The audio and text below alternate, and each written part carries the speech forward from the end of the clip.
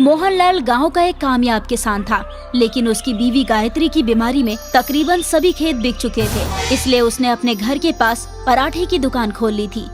जल्दी उसके व्यवहार और लजीज पराठों ने तकरीबन कस्बे के सभी लोगों को अपना कायल बना दिया था। सुमित्रा और राजू के स्कूल के पास एक पिज्जा की दुकान खुली थी, जिसका प्रचार रेडियो, अखबार और ऑटो पर चिपकाकर पुरजोर तरीके से की गई थी।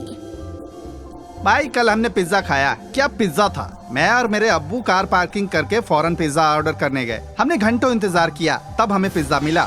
अच्छा, क्या इतना अच्छा स्वाद है पिज्जा का? और नहीं तो क्या, तुम लोगों को गार्ड दाखिल भी नहीं होने देगा। दाखिल क्यों नहीं होने देगा? अरे वो तुम्हारे अब्बू की फुटपाथ की दुकान थोड़ी ना है जो कोई भी मुंह उठाकर वहाँ चला जाएगा। उस दुकान का एक रुतबा है। बड़े बड़े लोग वहाँ अपनी गाड़ी लगाकर खड़े रहते हैं, तब जाकर उन्हें पिज्जा खाने को मिलता है। समझ गए? रॉकी की बातें सुनकर सभी हंसने लगते हैं। सुमित्रा को पराठे वाला का मजाक पसंद नहीं आता। राजू जब स्कूल से घर जा रहा होता है तो पिज्जा की दुकान पर लोगों की भीड़ देखकर रुक जाता है। सुमित्रा उसे समझा बुझाकर घर ले आती है। अब्बू जान, हमें भी पिज्जा खाना है। ठीक है बेटा, खिला दूंगा किसी रोज। अभी गर्मा गर्म आलू के पराठे बनाए हैं, वो खा लो। मुझे नहीं खाना, मुझे तो पिज्जा ही खाना है। देखो राजू, पिज्जा बहुत महंगे आते हैं और हमारे पास उतने पैसे नहीं हैं कि तुम्हें पिज्जा खिलवा सकूं। लेकिन मैं वादा करता हूं कि एक रोज तुम्हें पिज्जा जरूर खिलाऊंगा। नहीं अब्बू जान, मुझे तो कल ही पिज्जा चाहिए। अगर पिज्जा नहीं मिला तो मैं और कुछ भी नहीं खाऊंगा। राजू, जिद मत करो। अब्बू कह रहे हैं ना कि एक दिन हमें पिज्जा खिलाने जरूर ले जाएंगे। नहीं बाजी, मुझे तो कल ही पिज्जा खाना है। रॉकी भाईजान ने स्कूल में बताया कि पिज्जा कितना जायकेदार होता है। अरे राजू, वो डॉक्टर का बेटा है, उसके पास बहुत सारे पैसे हैं। चल अब खाना खा। पराठे खाकर बच्चे सो गए, लेकिन मोहनलाल की आंखों से नींद बिल्कुल गायब थी। वो अपनी गरीबी को कोस रहा था कि कितना बेबस है वो, जो अपने बच्चों की मामूली खाने की ख्वाहिश भी पूरी नहीं कर सका। उसकी आंखों में आंसू आ गए। सोचते सोचते न जाने कब उसे नींद आ गई। कल सुबह बच्चे स्कूल गए। आज भी पूरे स्कूल में पिज्जा के ही चर्चे हो रहे थे। दोस्तों, कल मेरा यौम पैदाइश है और कल शाम को मेरी तरफ से जश्न है जिसमें हम पिज्जा पार्टी करेंगे। कल इतवार है और स्कूल की भी छुट्टी होगी। सभी कल शाम को अच्छे अच्छे कपड़े पहन कर आना। ओके भैया, हम भी आएंगे ना? हमें नहीं बोला आपने? नहीं, तुम लोग वहाँ शामिल नहीं हो सकते। वहाँ सभी बड़े बड़े लोग आते हैं, हैसियतदार लोग आते हैं। तुम बस पराठे खाओ। चल राजू, इनके पिज्जा से लाख गुना जायकेदार हमारे पराठे हैं। अरे जाओ जाओ, बंदर को क्या पता कि अदरक का स्वाद क्या होता है।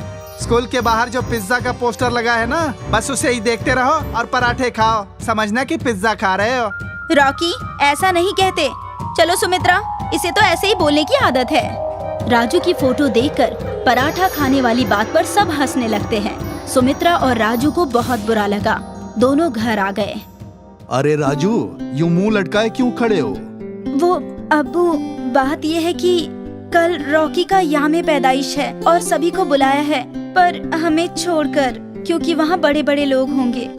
बस इतनी सी बात। कल मैं तुम्हें आलू के लज्जतदार पराठे बनाकर खिलाऊंगा और हम सब कल जश्न करेंगे।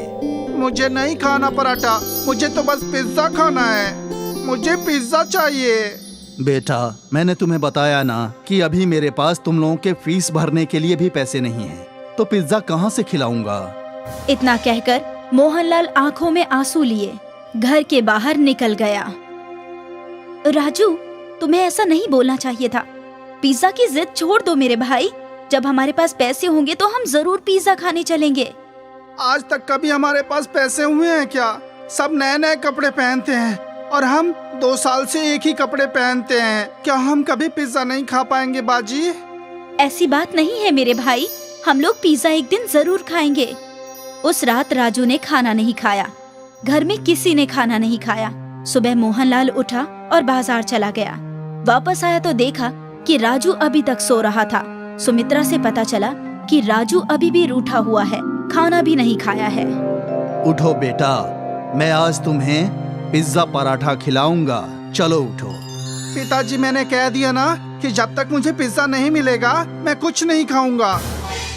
मोहनलाल पराठे पर चीज, फ्रूट्स और सैलेड डालकर पिज्जा बनाते हैं, लेकिन लाख समझाने के बावजूद राजू पिज्जा नहीं खाता। सुमित्रा भी पूरी कोशिश करती है राजू को मनाने की, पर नाकाम हो जाती है। आज फिर सभी भूखे पेट ही सो जाते हैं। आधी रात को राजू को जोर से भूख लगती है। वो बावर्ची खाने में जाकर रखा हुआ पराठा पिज्जा खाता है। उसे बहुत अच्छा लगता है। वो पराठा पिज्जा चट कर जाता है। मोहनलाल चुपचाप उसे खाते हुए देख लेता है। सुबह उठकर मोहनलाल बाजार चला जाता है। वापस आकर सुमित्रा को बुलाता है। सुमित्रा, ओ सुमित्रा, जी अब्बू, आई। ये लो पैसे और कल स्कूल से आते वक्त पिज्जा लेती आना। अब्बू, पैसे कहाँ से आए? वो कहीं से आ गए। और हाँ, मैंने टिफिन में पिज्जा पराठा रखा है, खा लेना याद से। सुमित्रा घर से स्कूल के लिए निकल रही होती है तो अब्बू की साइकिल बाहर नहीं खड़ी थी। समझने में देर न लगी कि अब्बू ने साइकिल बेचकर पैसे लाए थे। सुमित्रा और राजू स्कूल पहुँचे। स्कूल में रॉकी की कल की पिज्जा पार्टी की ही धूम थी। सभी की जुबान पर पिज्जा पार्टी की ही चर्चा थी। लंच में सुमित्रा और राजू पराठा पिज्जा खा रहे थे तो तभी वहाँ रीता आ गई। अरे, तुम लोग ये कौन सी डिश खा रहे हो? ये हमारे अब्बू ने बनाया है, पिज्जा पराठा। हाँ, ये स्पेशल डिश अब्बू ने बनाई है। लो, तुम भी खाओ, बहुत ही जायकेदार है। अरे वाह, ये तो हकीकत में बहुत जायकेदार है।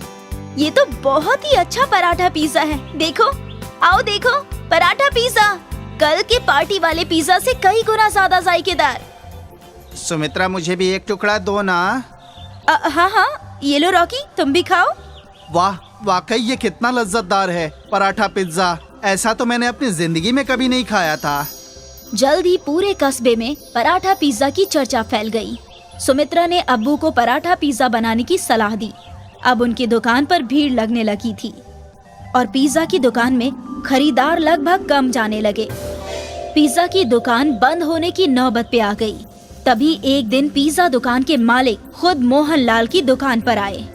मोहनलाल जी, आपके पिज्जा पराठा का बड़ा नाम सुना था, आज चख भी लिया। वाकई बहुत लाजवाब है। वाकई आपके हाथों में तो जादू है। शुक्रिया जनाब।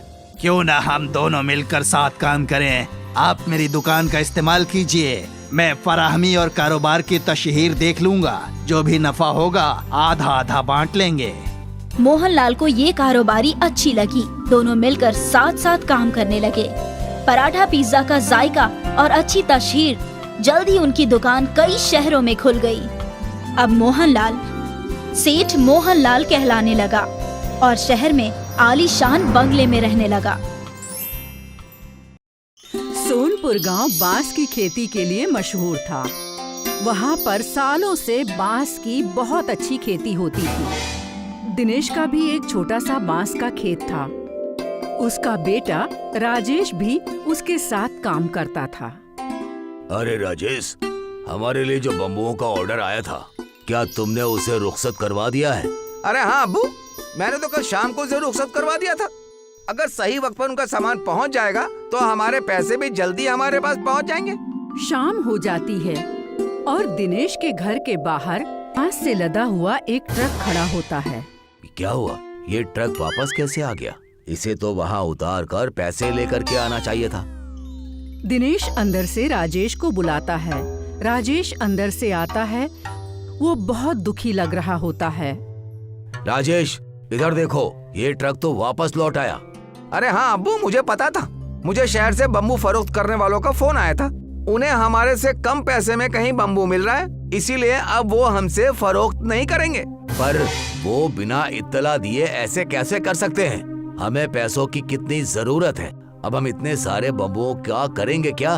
तुम उनसे कहो कि वो हमसे बम्बुओं को कम पैसों में फरोख्त कर ले। पर अब्बू, मैंने उनसे गुफ्तगू की, पर वो किसी भी वजह से हमारे बम्बुओं को फरोख्त नहीं करना चाहते।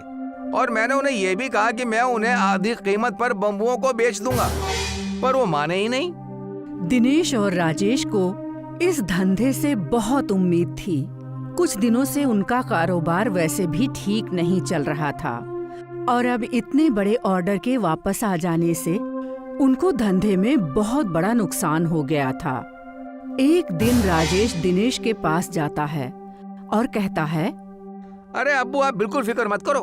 मैंने सोच लिया कि अब हम इतने सारे बम्बुओं का करेंगे क्या। अच्छा बताओ क्या करोगे? मुझे तो कोई रास्ता नजर नहीं आ रहा। मैंने तो अपने सारे दोस्तों से मदद मांगने के बारे में भी सोच लिया, पर कोई भी हमारी मदद करने को तैयार नहीं। सबकी माली हालत बहुत ही खराब है। बाजार में बम्बुओं की कीमत भी कम होती जा रही है। इसीलिए अब्बू हमने इस बात पर गौर किया कि आज से हम बम्बुओं का कारोबार नहीं करेंगे।